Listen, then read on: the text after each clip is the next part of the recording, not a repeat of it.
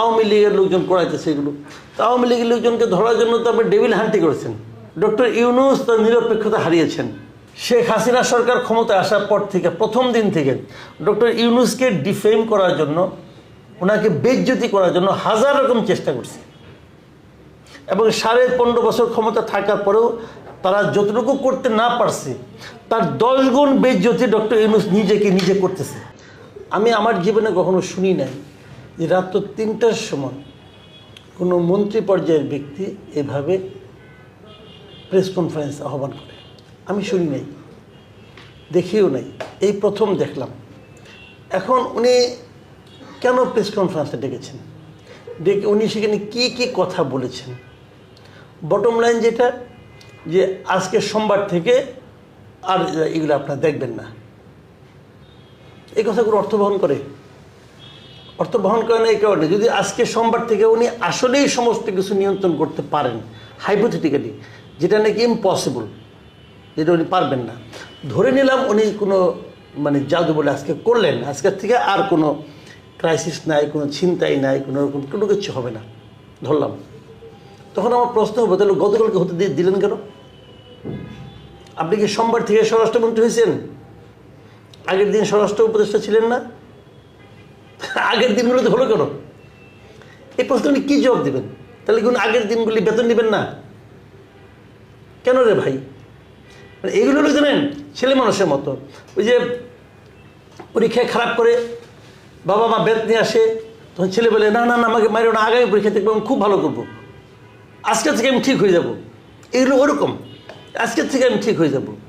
এগুলো খুবই হাস্যকর এবং খুবই অযৌক্তিক এবং অযোগ্যদের অজুহাত। বেসিক্যালি উনি ওনার যোগ্যতার এখনও প্রমাণ দিতে পারেন নাই। এত মাস হয়ে গেল, যে আশা নিয়ে ওনার উপর মানুষ ভরসা করে সেটা হয় নাই।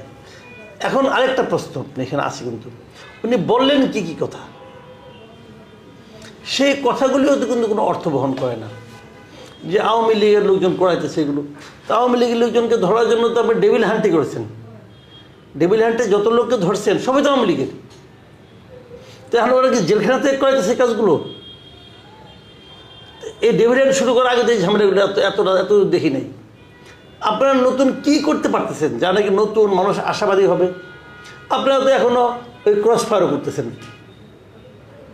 বন্দুক যুদ্ধ হচ্ছে না, মারা যাচ্ছে। তো একই, তাহলে পার্থক্যটা কিরে ভাই? আমরা নতুন কি পাইলাম? আবার ওই একই অজুহাত দিচ্ছেন। আগে যেরকম স্বরাষ্ট্রমন্ত্রী কথা বলতেন, আমাদের স্বরাষ্ট্রমন্ত্রী ওইভাবে কথা বলতেছেন। আমার যেটা মনে হয় পার্সোনালি, আমি যতটুকু শুনেছি, এই ভদ্রলোক ডিসঅনেস্ট না, আমি যতটুকু শুনেছি আর কি। তাহলে এগুলো হচ্ছে কেন? তাহলে কি ওনার মন্ত্রণালয় ওনার কথা শুনতেছে না? ওনার সঙ্গে যারা কাজ করছে তারা ওনাকে সহযোগিতা করতেছে না? ওনাকে হেল্প করার জন্য একজন সাবেক আইজিপি নিয়োগ করা হয়েছে। আন্দোলনে যত পুলিশ মারা গেছে ওটা নিয়ে কোনো মামলা হবে না, ওটা আপনি ইন্ডেমনিটি দিয়ে দিচ্ছেন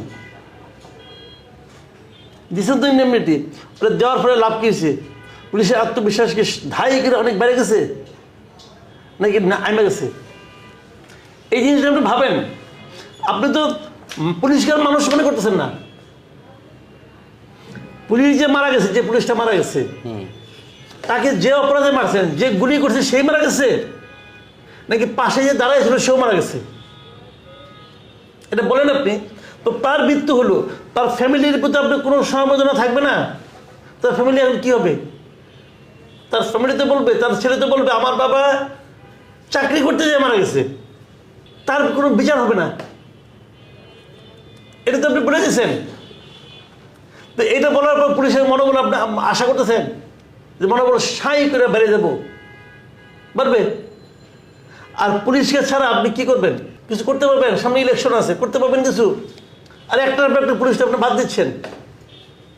সবই তো স্বৈরাচারী পুলিশ।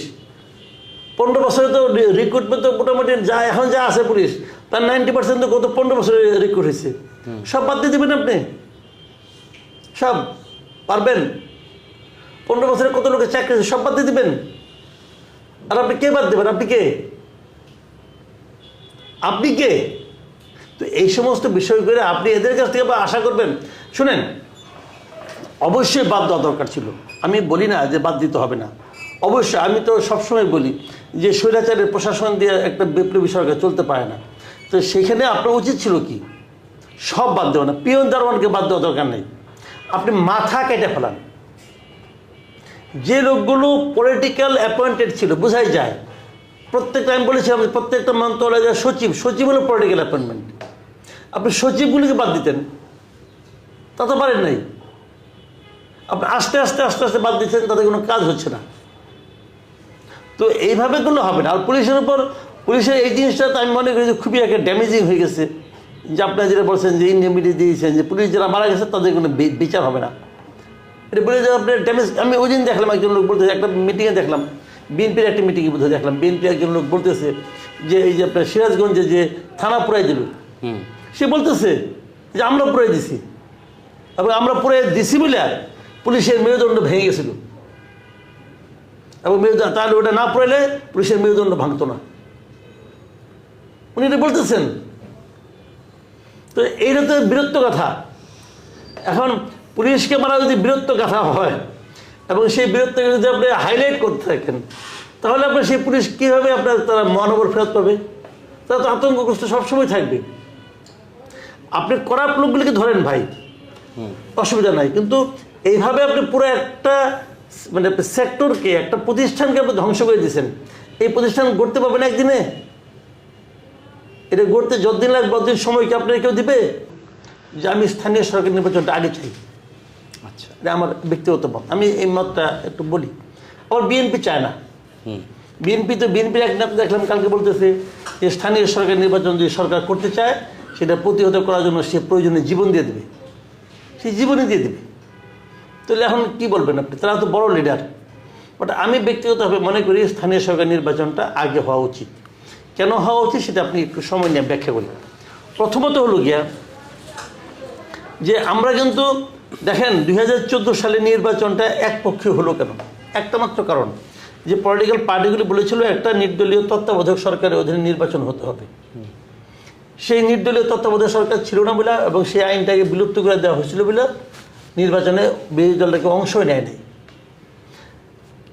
এই দাবিটা আসলে আমাদের দেশের প্রেক্ষিতে খুবই একটা ভ্যালিড দাবি, কারণ আমরা দেখেছি যারা সরকারে থাকেন ওনারা সবসময় নির্বাচনকে তার মতো করে প্রভাবিত করার চেষ্টা করেন এবং তার লোকদেরকে নির্বাচিত করার চেষ্টা করেন। সরকার নির্বাচনও তত্ত্বাবধায়ক অথবা নির্দলীয় সরকারের অধীনে হওয়া উচিত, এটা আমি মনে করি।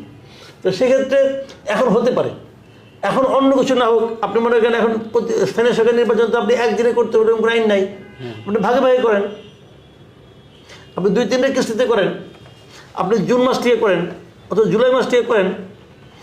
এতে সুবিধাটা কী হবে? প্রথমে তারা মনে করেন সিটি কর্পোরেশনগুলি করলো, তারপরে পৌরসভাগুলি করলো, তারপরে ইলেকশনগুলি করলো। এটা খুব ইজিলি করা যায় এবং ইলেকশন কমিশন এর মধ্যে বলছে তারা প্রস্তুত, তারা চাইলে পারবে। যদি এটা করা হয় লাভটা কী হবে সেটা আমি বলি, যে এই ইলেকশন কমিশন আসলে একটা ইলেকশন করতে পারে কি না তার একটা টেস্ট কেস হয়ে যাবে। আবার ইলেকশনের কাজকর্ম পুলিশ কে ইলেকশনের কাজকর্ম করবে তারও একটা টেস্ট হয়ে যাবে, একটা মহড়া মতো হবে। এবং এই সরকার কতটুকু নিরপেক্ষ থাকতে পারে তারও একটা মহড়া হবে। সমস্যাটা কি? আমি তো মনে করি হয়ে যাওয়া উচিত। এখন বিএনপি কেন না করে? আমার ধারণা বিএনপি না করে এই কারণে বিএনপি স্থানীয় সরকারের তার নিজের সব লোককে চায়। তারা মনে করছে তারা ইলেকশনে জিতবে এবং জিতলে পরে তারা এটা নিজেদের মতো করে সাজাই নেবে। এটা আমার ধারণা ভুলও হতে পারে, বাট আমি এভাবে চিন্তা করি।